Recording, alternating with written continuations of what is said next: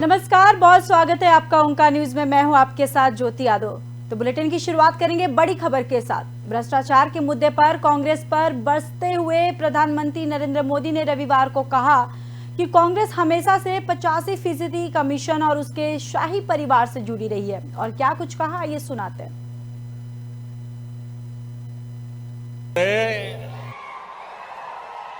विकास के ये सब कार्य अपने बरसों के कांग्रेस भी कर सकती थी। उनको मौका मिला था, भारी बहुमत से मौका मिला था, लेकिन उन्होंने कुछ नहीं किया। जानते हैं क्यों? क्योंकि कांग्रेस यानी टोटल करप्शन, कांग्रेस यानी हजारों करोड़ रुपए के घोटाले, कांग्रेस यानी 85% कमीशन, कांग्रेस यानी आतंकवाद के आगे घुटने टेकने वाली पार्टी, कांग्रेस यानी तुष्टीकरण को फर्स्ट प्रायोरिटी देने वाली पार्टी, कांग्रेस यानी बांटो और राज करो के फॉर्मूला पर चलने वाली पार्टी।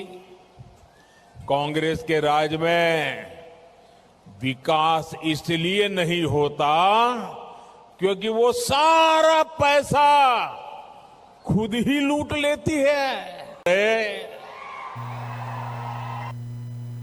कांग्रेस महासचिव प्रियंका गांधी वाड्रा ने कर्नाटक दौरे के दौरान जमकर बीजेपी पर निशाना साधा है। उन्होंने कहा कि हर रोज 5 किसान आत्महत्या से मर रहे हैं। यह अगर आतंक हो तो महंगाई और बेरोजगारी का आतंक है। यहाँ 4 सालों में 6,487 किसानों ने आत्महत्या कर ली। वही प्रधानमंत्री जी, कर्नाटक में अगर आतंक है तो आपकी 40 की सरकार का आतंक है जो लोग को लूट रही है।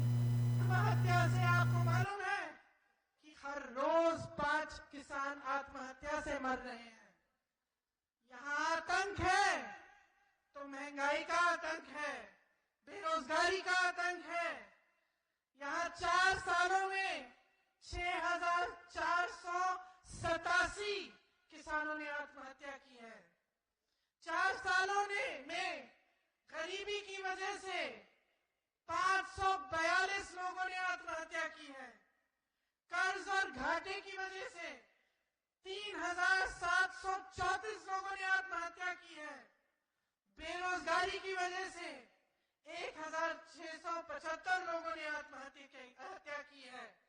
प्रधानमंत्री जी, कर्नाटका में अगर आतंक है तो आपकी 40% की सरकार का आतंक है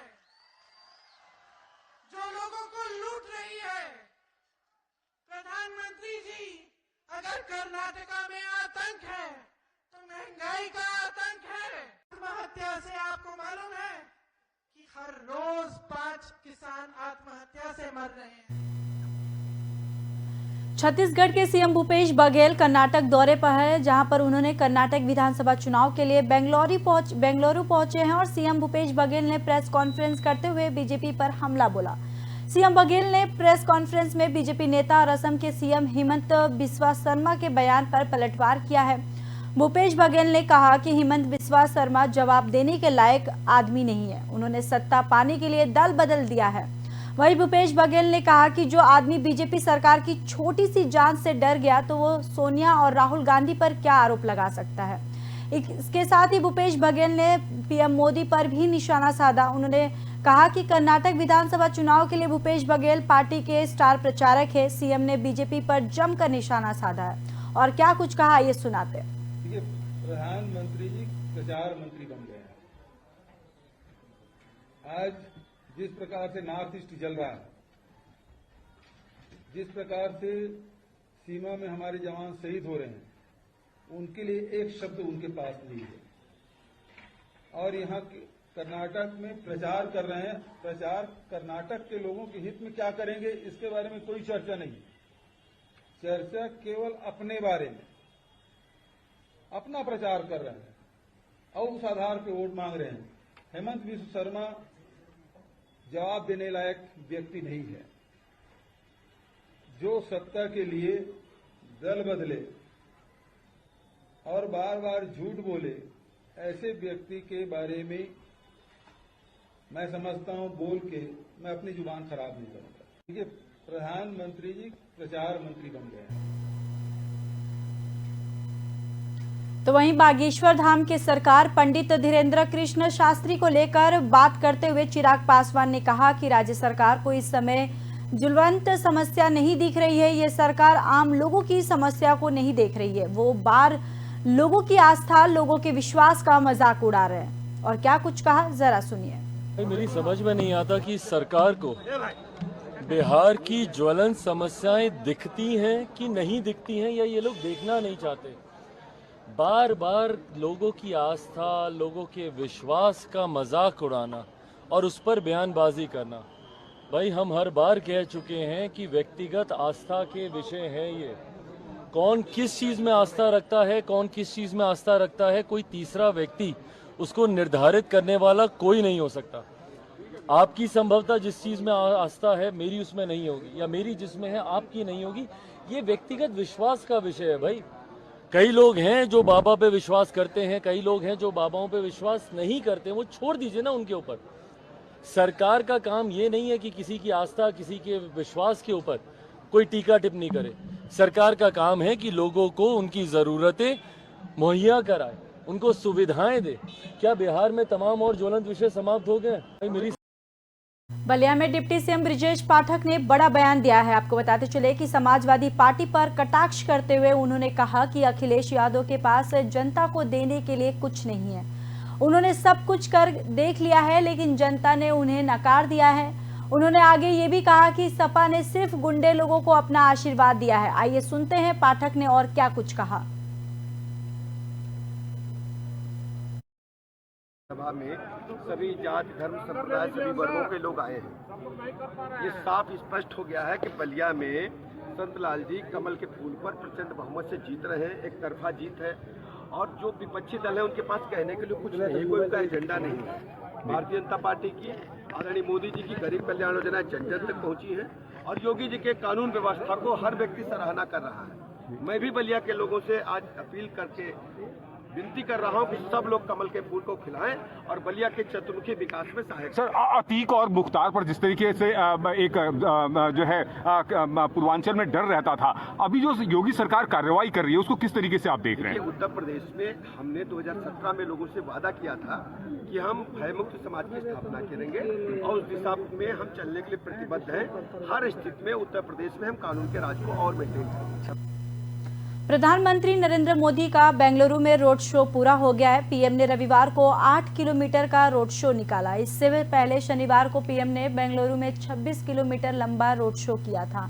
अब मोदी शिवमोगा ग्रामीण और बेंगलुरु सेंट्रल में चुनावी रैली करेंगे। दिन के अंत में पीएम 7 बजे नजनगुड के श्री कंटेश्वर स्वामी मंदिर में पूजा दर्शन करेंगे और चुनाव प्रचार का समापन करेंगे। वहीं पीएम ने शनिवार को बादामी में जनसभा की थी, जिसमें उन्होंने भ्रष्टाचार को कांग्रेस की पुरानी आदत बताया है और कहा कि बीजेपी इनकी इसी बीमारी का परमानेंट इलाज करने आई है। और यही नहीं, प्रधानमंत्री ने जनता का समर्थन मांगते हुए कहा कि कर्नाटक का ये चुनाव हमारे कैंडिडेट नहीं बल्कि बीजेपी के लिए कर्नाटक की जनता लड़ रही है। इसके पास पता नहीं कौन सा पंजा है जो 1 रुपये से 85 पैसे खा जाता है। कांग्रेस के इन्हीं कुकर्मों के कारण हमारा देश इतने दशकों तक पीछा पड़ा है।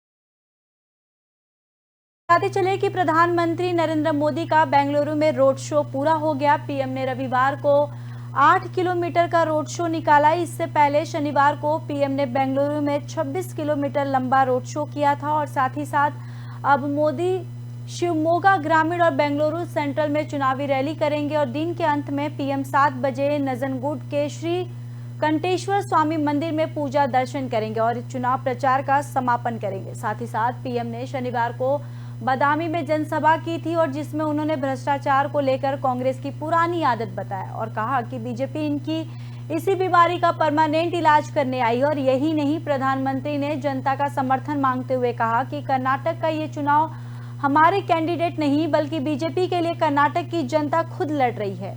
इनके पास पता नहीं कौन सा पंजा है जो 1 रुपये से 85 पैसे खा जाता है। कांग्रेस इन्हीं कुकर्मों के कारण हमारा देश इतने दशकों तक पिछड़ा बना रहा।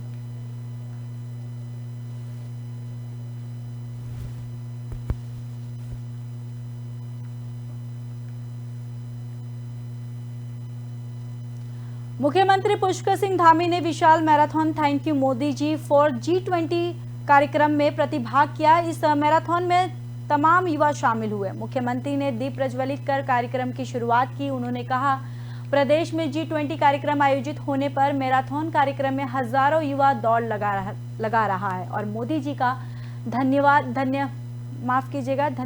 रहे हैं। और वहीं प्रधानमंत्री मोदी के कारण हमारे देश को G20 की अध्यक्षता मिली, पूरे विश्व की लीडरशिप हमारे देश को मिली है।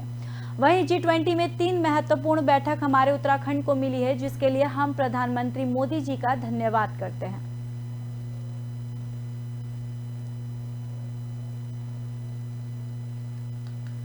तो विशाल marathon thank you Modi ji G24 का आयोजन किया गया। आपको बताते चले कि मुख्यमंत्री ने दीप जलाकर मैराथन की शुरुआत की है।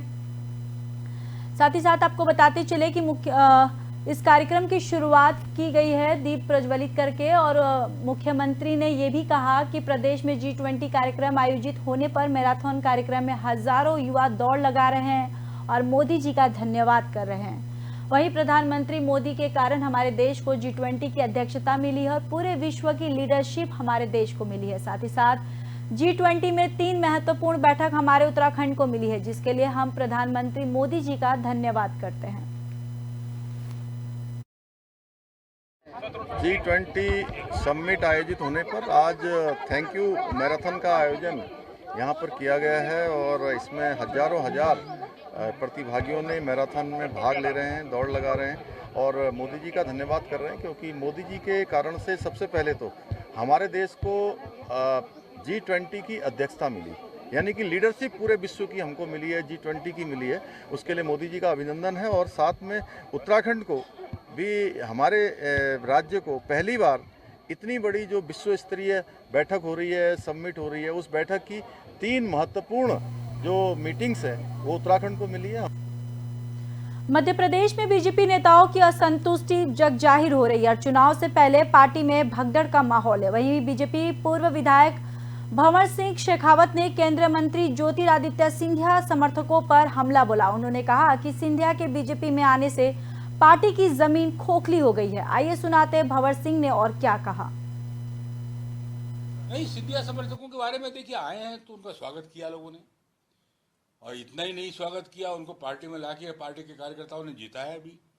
लेकिन उसके बाद जो स्थितियां बनी है पार्टी के अंदर, वो मन को पीड़ा देने वाली और दुख देने वाली है।